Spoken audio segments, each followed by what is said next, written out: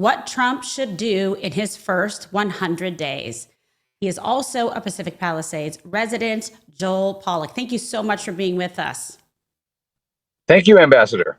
And, honestly, our hearts and prayers go out to you, to everyone that, that live in the area. It's so heartbreaking to see devastation like this at such a catastrophic level that could have been prevented and handled in the right way. You live right in the heart of Pacific Palisades. And as I understand it, your home, thanks be to God, did survive, but the neighborhood is obviously decimated. What are the latest updates on the ground? Well, the latest updates are that they have identified 8 people who have been killed in this fire and 15 who are still missing. Oh. And the only people allowed up here are journalists, police, fire, emergency personnel. And because I'm a resident and a journalist, I am performing this weirdly quasi volunteer function as someone who can connect police to residents as they look for people. I've seen search and rescue teams with dogs looking for people who are reported missing. They are afraid that there might have been some people who didn't evacuate. So there's a desperate search for those people. But much of the Palisades has been destroyed. My house was spared, and it was spared partly, I think, because of topography and because of trees that we have along the side that shielded the house from flying embers, but also because of neighbors who came over apparently and used a garden hose while there was still water to water down my fence, which was on fire, because I came back to my house and found the garden hose fully extended by a completely burnt part of the fence. So that's the kind of community this is. People take care of each other.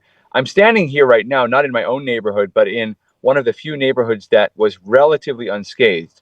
This is one of the more upscale neighborhoods of Palisades. It's called the Huntington. Mm-hmm. And behind me is a house. Well, this used to be a house. Oh my God. This is almost completely destroyed. There's one building still on the property, but you can see behind me the entire main body of the house is destroyed. That blue sky and the palm trees and so forth, it's very nice to see, but there was a house there in front of those trees at one point.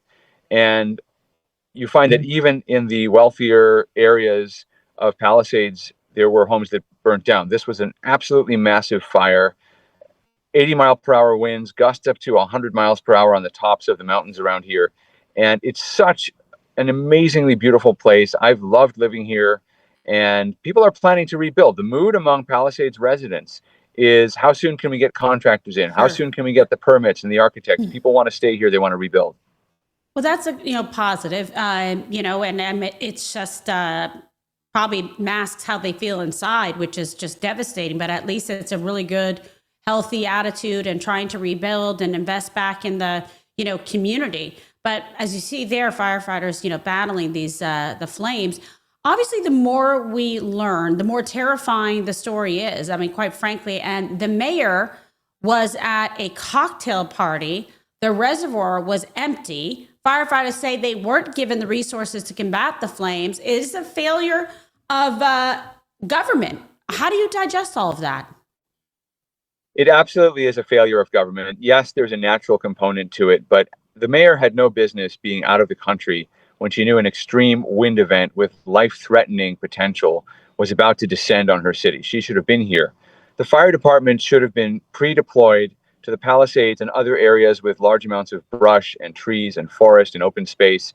And they weren't. They were pre-deployed in some numbers elsewhere. But we were told by Freddie Escobar, that fire union chief that was just played on one of your clips, that they didn't pre-deploy the fire department because the city didn't want to pay overtime because of budget cuts that the mayor and the city council had made to the fire department. And there were evacuation warnings that came very late.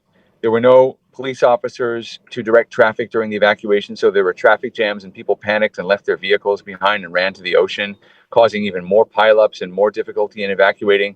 And there was no fire education. I have lived in other fire-prone areas where the public is repeatedly reminded not to smoke outdoors, not to set off fireworks. There are little signs here and there in the brush, no smoking, no fireworks, but the penalty is $1,000 as a fine. It needs to be much, much stiffer because we believe as residents here that fireworks on New Year's Eve that caused a small fire are responsible for the later fire that emerged. And the wind picked that fire up. And if there had been more law enforcement around fireworks, more public education, then this wouldn't have happened. So it's a government failure on many different levels. No, you're right about that. And in the Palisades itself, Rick Caruso's Palisades Village Mall is one of the only structures that survived unscathed due to prevention measures and private firefighters. Is that symbolic of what LA could have had, as mayor, if somebody actually took those measures to prevent this destruction? Absolutely. Rick Caruso ran in 2022 against Karen Bass. She was a Democratic member of Congress, very left wing, far left ideology.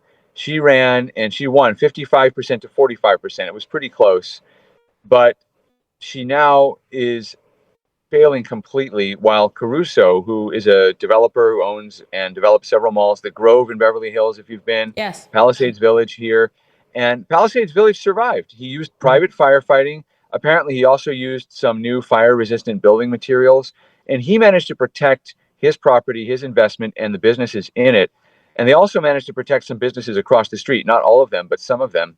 And it just shows you that if the city had expended the resources to protect the rest of the business district, which you also showed up there, there was a Yes. before and after shot, and that's the Palisades business block, the oldest building in town. It was a beautiful building. They had just repainted it. Unbelievable. That could have been protected, but it wasn't. It's right across from the Village Mall, which survives.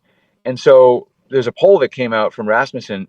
They asked people, do you think it would have been better if Caruso had won? 35% said yes, and 29% said no. So Karen Bass has rapidly lost the support of the people who put her into office. She's at disapproval rating of 44%, which is higher than her approval rating.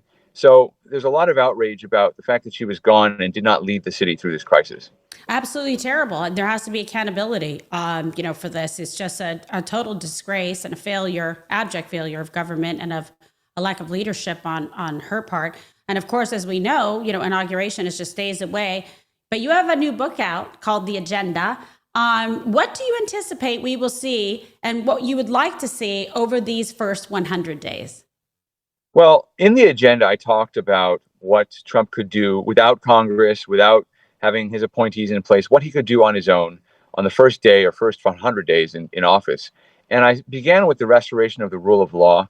A lot of people went to jail. They were persecuted by the Department of Justice, the January 6th committee. They should be pardoned or commuted sentences. And then I go on to the border. He has to restore his very successful border policies that Biden reversed. I talk about solving some world conflicts. He's going to do that in the next few days with the hostage deal that hopefully stays together.